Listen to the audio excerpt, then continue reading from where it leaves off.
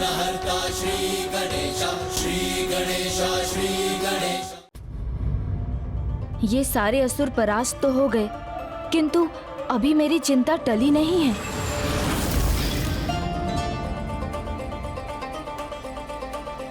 भाभी माँ, मुझे तो वहाँ शीघ्र पहुँचना ही है, किंतु मैं यहाँ आपकी सुरक्षा की व्यवस्था किए बिना नहीं जाना चाहता।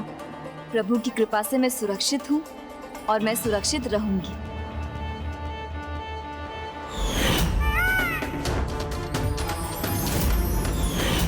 भ्राता के मयूर जी का पंख।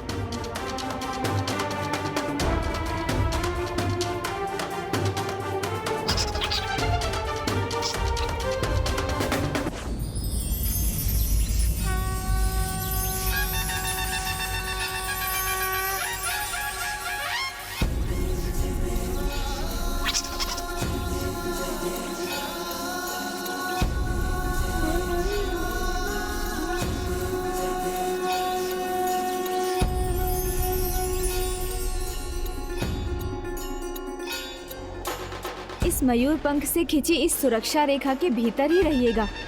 यहाँ आप पर कोई संकट नहीं आ सकता। इसके भीतर किसी भी प्रकार का प्रहार आपको आहत नहीं कर पाएगा।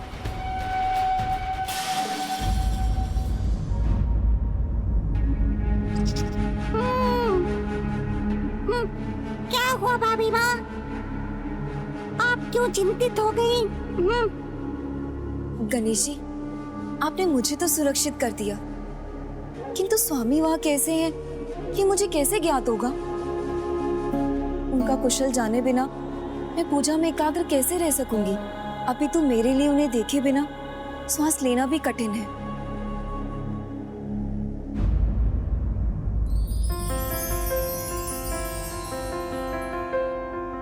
ये लीजिए, ये मयूर पंख भ्राता ने आपके लिए ही छोड़ा था।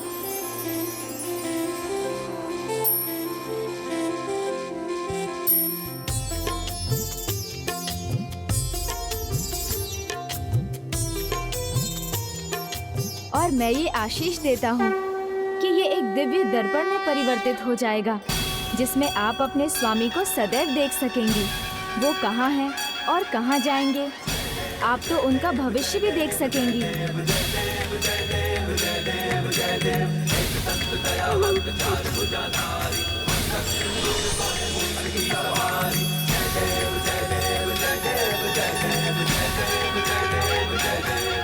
अब मुझे आज्ञा दीजिए भाभी माँ।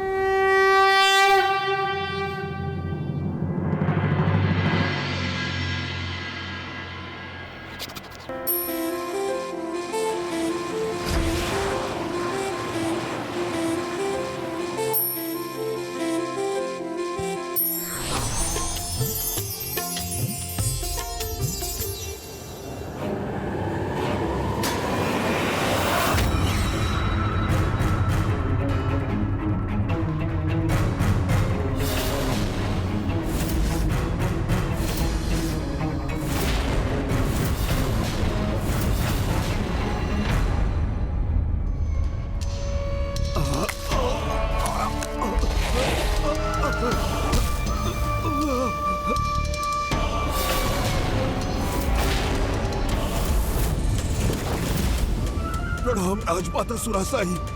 तुम्हें प्रहार हुआ है मुझ पर। ये किसने किया तुम्हारे साथ? माता सुरासाई, हमें क्षमा कीजिए, हम उसे नहीं ला पाए। कौन? किसे नहीं ला पाए? वो अत्यंत महत्वपूर्ण है। हमने उसे पकड़ लिया था, किंतु गणेश उसकी रक्षा के लिए पहुंच गए।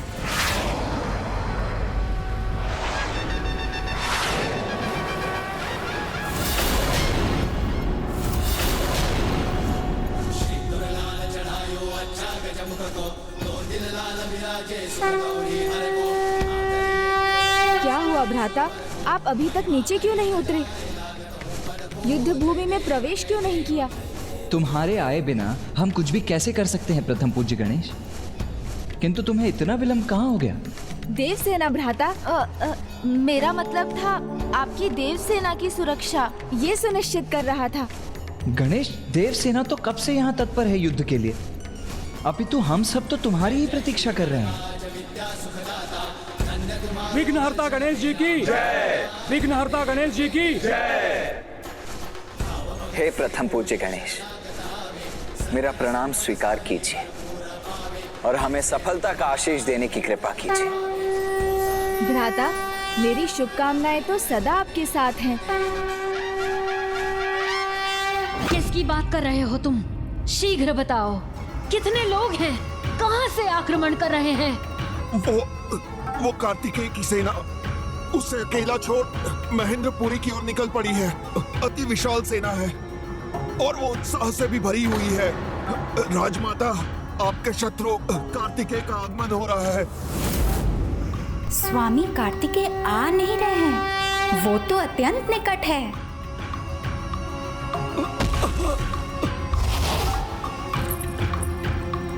मेरे प्रभु, कार्तिकेय सुब्रमण्यम स्वामी यहाँ आ चुके हैं।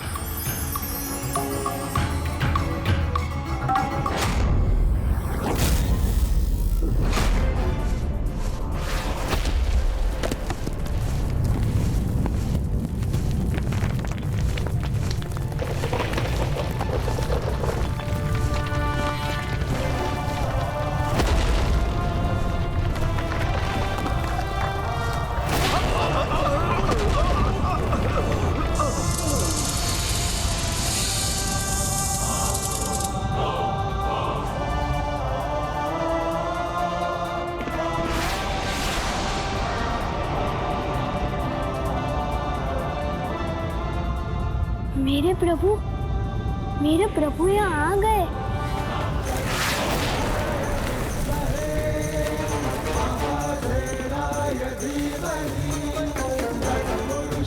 प्रभु,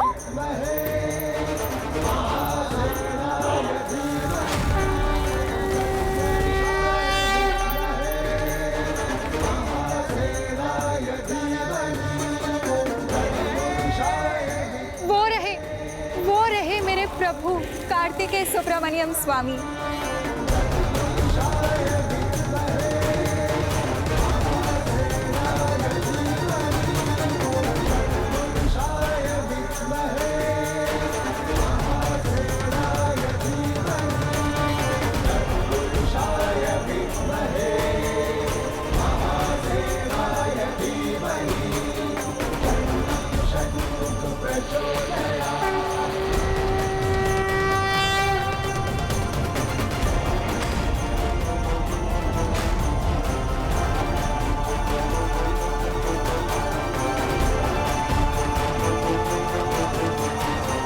जहां तक दृष्टि जा रही, इसकी सेना बिछी हुई है। माँ इसकी सेना चारों ओर से हम पर आक्रमण करने के लिए तैयार है।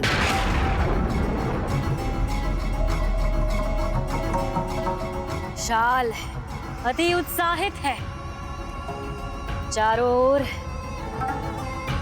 उचित मैं भी तो देखूं कैसा है ये कार्तिकेय और उसकी विशाल सेना।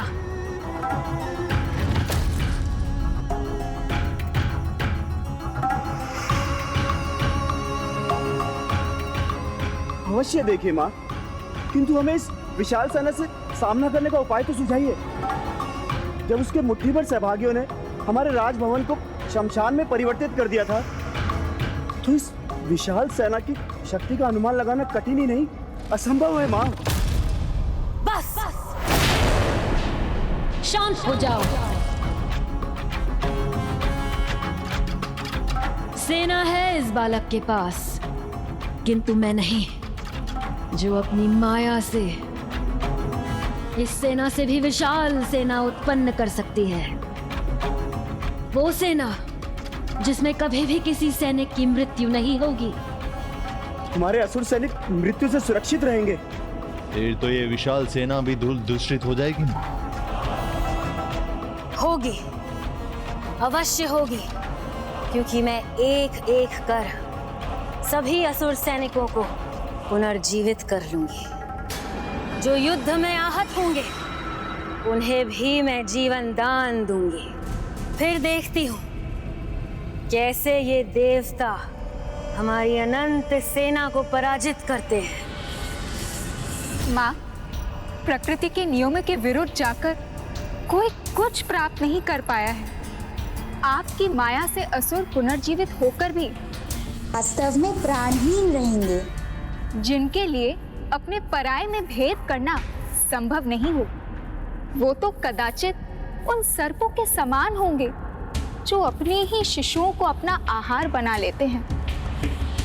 इसलिए कहीं ऐसा कर आप समस्त असुर कुल का सर्वनाश तो सुनिश्चित नहीं कर रहे ना?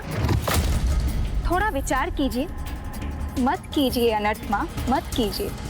शांत अजामुखी, तुम्हें फिर से पुत्री होने का स्थान दिया है मैंने, किंतु मुझे क्या करना है क्या नहीं, ये बताने का अधिकार नहीं दिया है मैंने तुम्हें। मुझे भली भांति ज्ञात है कि मुझे क्या करना है। माँ को समझाना असंभव के समान है। समस्त संसार में केवल एक ही व्यक्ति है, उनके पति, मेरे पिताजी महर्षि कश्यप, जो कदाचित उन्हें कुछ समझा सकते हैं। शीघ्र इस विशाल सेना का सामना करने के लिए, इसे पराजित करने के लिए, इससे भी विशाल एक सेना होगी।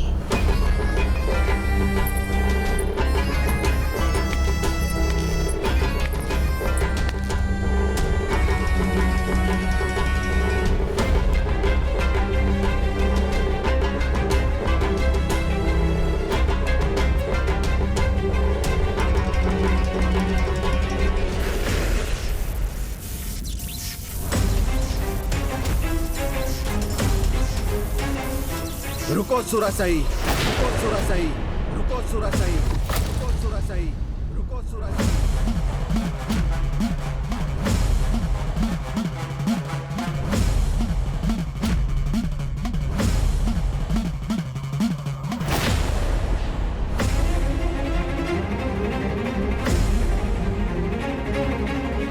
वाह पतिदेव, आज आपने इस ओर का मार्ग कैसे चुन लिया और कितना उचित समय चुना है, वो भी भूले भटके। मार्ग से तो तुम भटक चुकी हो सुरासई, घोर अनर्थ करने जा रही हो तुम, किंतु अब मैं यहाँ हूँ तो ऐसा होने नहीं दूंगा। रोकने आया हूँ मैं तुम्हें यहाँ।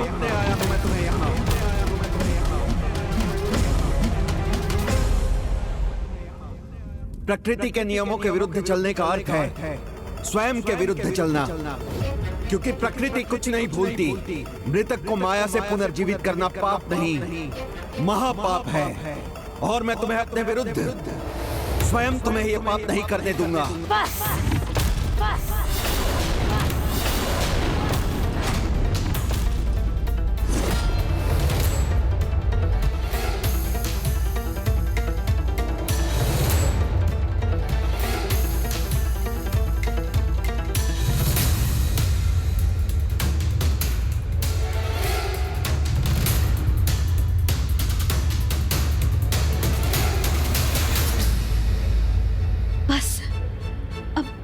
कीजिए स्वामी।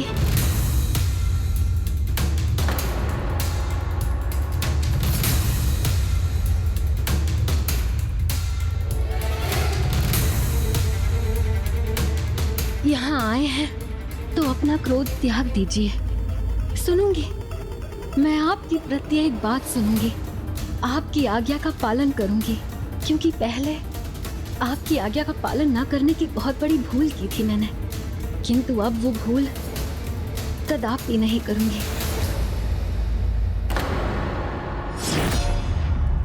स्वामी, अपनी भूल से ही व्यक्ति सीख प्राप्त करता है।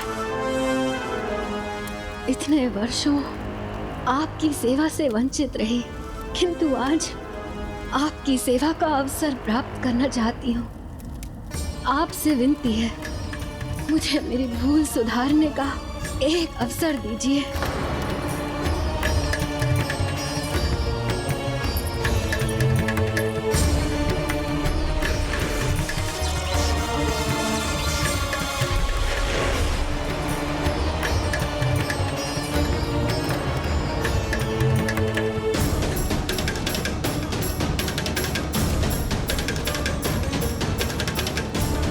मेरी संतानों को धर्म नहीं, माया का ज्ञान चाहिए।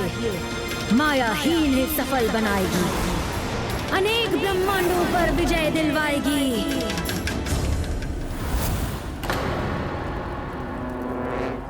कैसे विश्वास करूं इसका? किंतु यदि कोई भूल सुधारने का प्रयास करे तो उसे एक अवसर देना तो हर किसी का धर्म है। पिताजी प्रणाम। पिताजी, आज आप प्रथम बार महेंद्रपुरी आए हैं, तो सभी शंकाओं को त्याग कर मां का अनुरोध स्वीकार करने की कृपा कीजिए। हमें आपका उचित स्वागत करने की अनुमति दीजिए।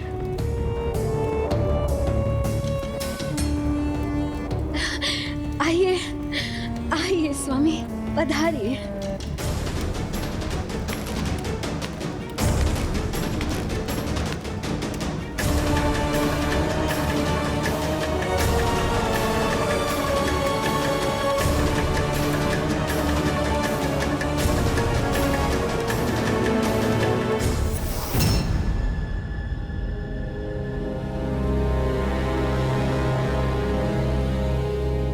विचित्र बात है, बंद द्वार की ओर मुख कर किसके सम्मान में हाथ जोड़े खड़े हैं हमारे शत्रु।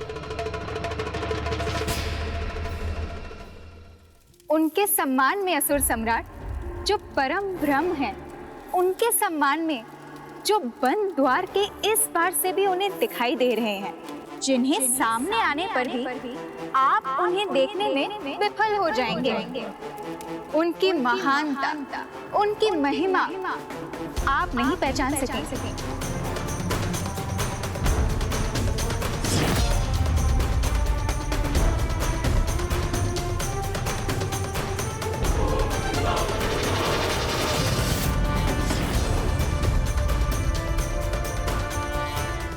अब जब सुब्रमण्यम स्वामी के दिव्य दर्शन प्राप्त हो ही गए हैं, तो क्या आपके मन में भी वही विचार उठ रहा है विश्वकर्मा जी जो मेरे मन में है? हाँ धर्मराज, यही विचार कि स्वयं विघ्नहर्ता श्री गणेश जी और स्वामी कार्तिकेय के दूत वीर बाहु यहाँ आकर सभी बंदी बने देवताओं को मुक्त करा कर ले गए।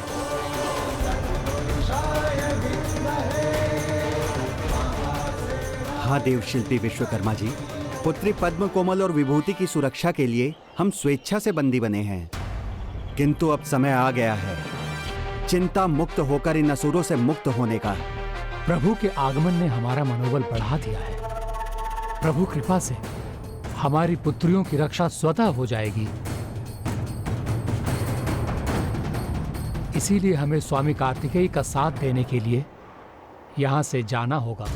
आप उचित कह रहे हैं विश्वकर्मा जी, क्योंकि अब तो धर्मराज होने का दायित्व भी निभाना होगा मुझे, क्योंकि यहाँ अधर्मियों के विनाश के समय उनकी आत्माओं को लेने यमदूतों को नियुक्त करना होगा। बहुत उच्चारण कर लिया इन दुष्ट असुरों के नामों का। अब हम परम ब्रह्म के नाम का जाप करेंगे। जय विघ्नहर्ता गणेश, जय सुब्रमण्यम कार्तिकेय स्वामी, जय विघ्नहर्ता गणेश, जय सुब्रमण्यम कार्तिकेय स्वामी।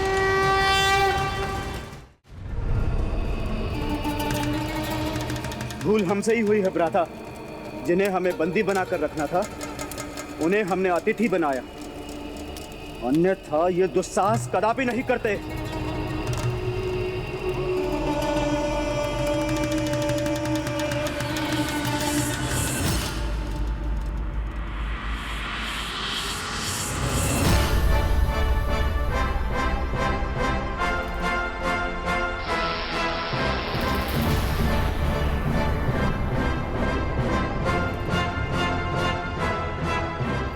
देवसेना,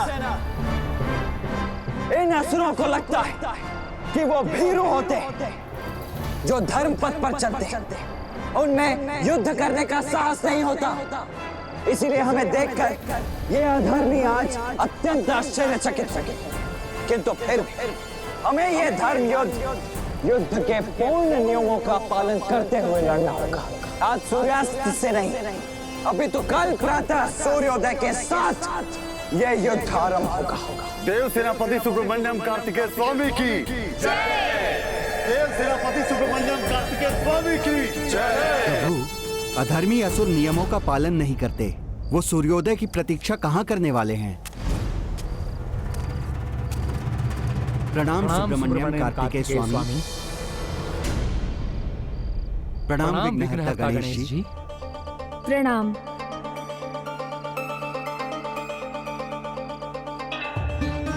प्रथम पूज्य गणेश जी, हमारी पुत्रियों को बलपूर्वक महेंद्रपुरी की बहू बना लिया है उस दुष्ट और उसके भ्राता ने। पुत्रियां सुरक्षित रहें, इसलिए अपनी इच्छा के विरुद्ध हम भी वहां रहने के लिए विवश थे।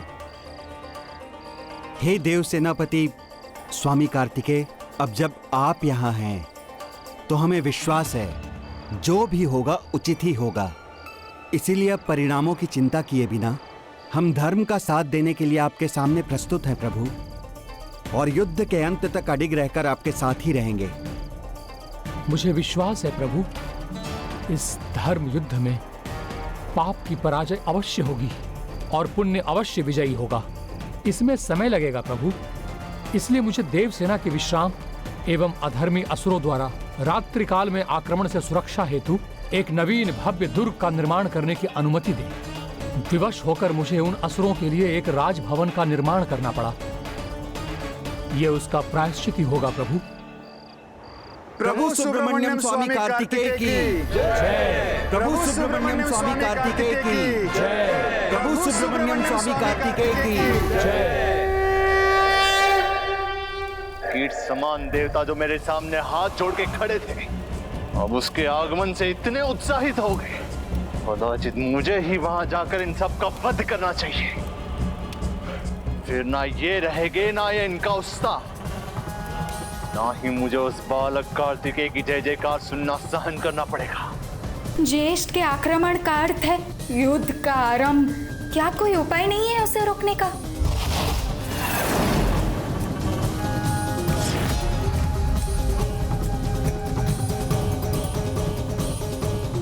रुक जाइए भ्राता, हमें माता की आज्ञा की प्रतीक्षा करनी चाहिए। हमें सदा के समान माता के मार्गदर्शन पर ही चलना चाहिए। उनके सुझाव को मानने में ही हमारी भलाई है। माँ की वास्तविकता पहचानते तो इनका ये भ्रम भंग होता और ये इस आत्मघाती युद्ध से बच जाते।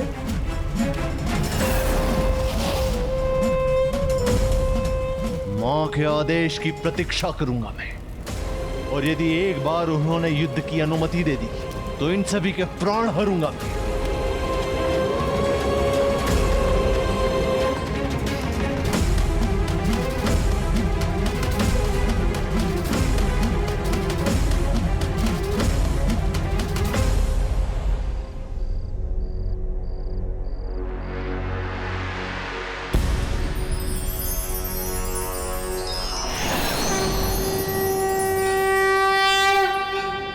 हे विघ्नहर्ता श्री गणेश, हमारे सभी विघ्नों को हरने की कृपा करें। प्रथम पूज्य गणेश जी की जय। प्रथम पूज्य गणेश जी की जय।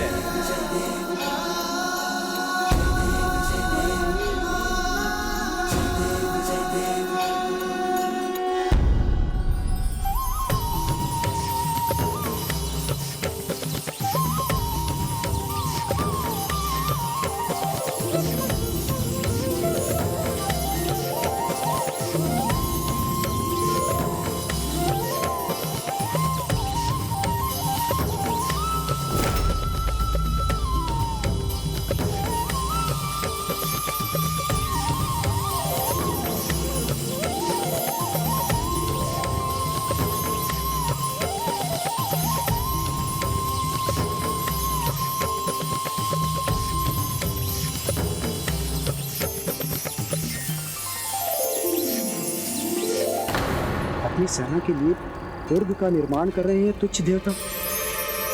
इसकी सूचना शीघ्र माता तक पहुंचनी चाहिए।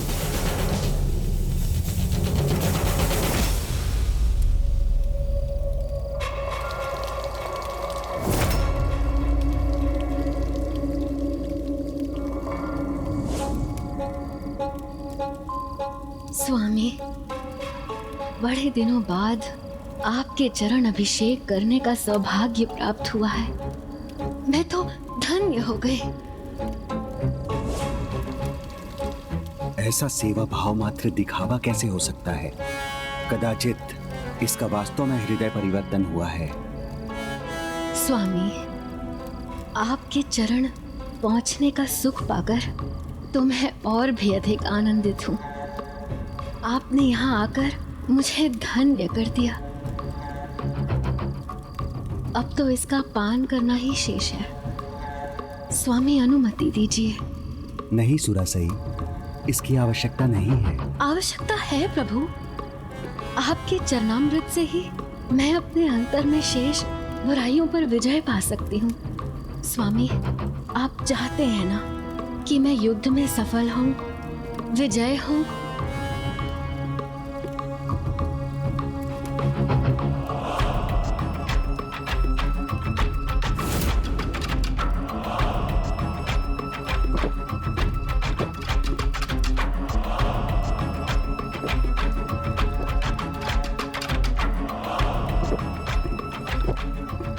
इतना सेवा भाव, ऐसा परिवर्तन, आश्चर्य।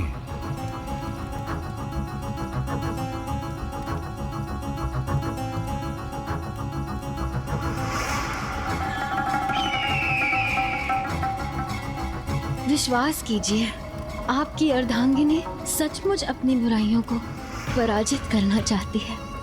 आशीष दीजिए मुझे, मेरे जो भी शत्रु शेष हैं, मैं उन पर विजय पा सकूं। अवश्य।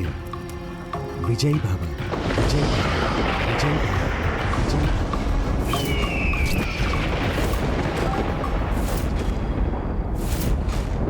पिताजी ने ये कैसा आशीर्वाद दे दिया माँ को। विजयी भव, विजयी भव, विजयी भव, विजयी भव, विजयी भव, विजयी भव।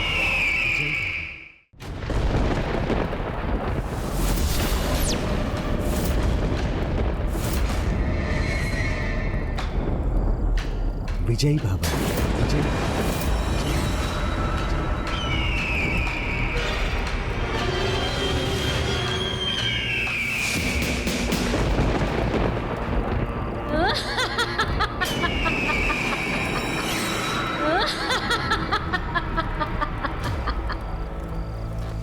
कितने भोले हैं आप स्वामी।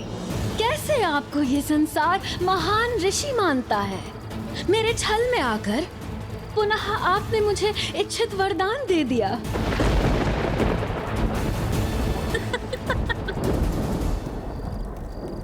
तो ये सब मेरी आओ भगत, मेरी सेवा, मेरी चरणामृत का पान करना, ये सब ढोंग था तुम्हारा? ढोंग नहीं पतिदेव, ये तो माया की माया है। देखिए, ये जल अभी भी यही है।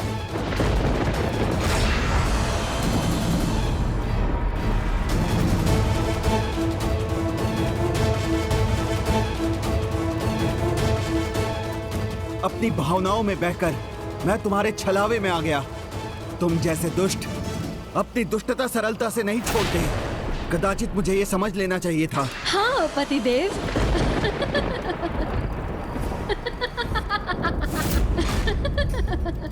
आपको अवश्य समझ लेना चाहिए था पतिदेव। जिसने आज तक आपकी नहीं सुनी, वो अब क्या सुनेगी। सुरासई जो चाहती है वो पाकर रहती है। जैसे आज आपसे आशीर्वाद पा लिया, बस अब और स्वांग मुझसे नहीं होता। मेरे किसी भी कार्य में हस्तक्षेप मत करना, ये चेतावनी है मेरी। अन्यथा मृतक असुरों को पुनर्जीवित करना सबसे बड़ी भूल होगी तुम्हारी, क्योंकि ऐसा होते ही वो तुम्हारे ही विरुद्ध हो जाएंगे। और इतना ही नहीं, परम ब्रह्म स्वामी कार्तिकेय से युद्ध कर तुम अपने वंश का सर्वनाश निश्चित कर रही हो। मेरे वंश का नाश होता है तो हो जाने दो। मेरी महत्वाकांक्षा के समक्ष सब तुच्छ है। यही तो मेरी महत्वाकांक्षा रूपी यज्ञ की समिधा मात्र है। इनकी आहुति ही मुझे सफल बनाएगी। जिसके भीतर न ममता है, न त्याग, न अपनी संतान के प्रति कोई स्नेह, ऐसी माता को माता से और क्या अपेक्षा की जा सकती है। तुम अपनी स्वार्थ पूर्ति के लिए किसी का भी प्रयोग कर सकती हो। सत्य कहा आपने पतिदेव। प्रयोग करना ही मेरी प्रवृत्ति है। पिता की मृत्यु का प्रयोग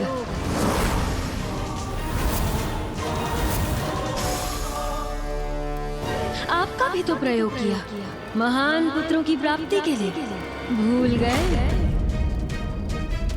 किस तरह सेवा का नाटक करके मैंने आपको प्रभावित किया, जिससे आप मुझसे विवाह कर सकें।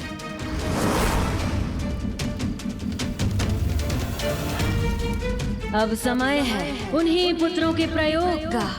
मुझे स्वयं के साम्राज्य का विस्तार करना है और उसके लिए मैं किसी की भी आहुति दे सकती हूँ, चाहे वो मेरे पुत्र हो या पुत्र के पुत्र।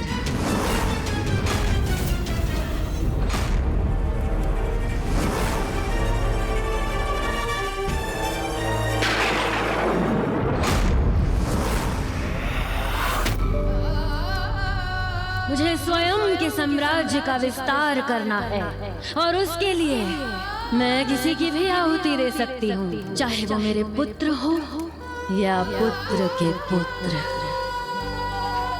तो ये है माँ की वास्तविकता। वर्चस्व के संघर्ष में मुझे विजय चाहिए, किसी भी मूल्य पर, बस विजय।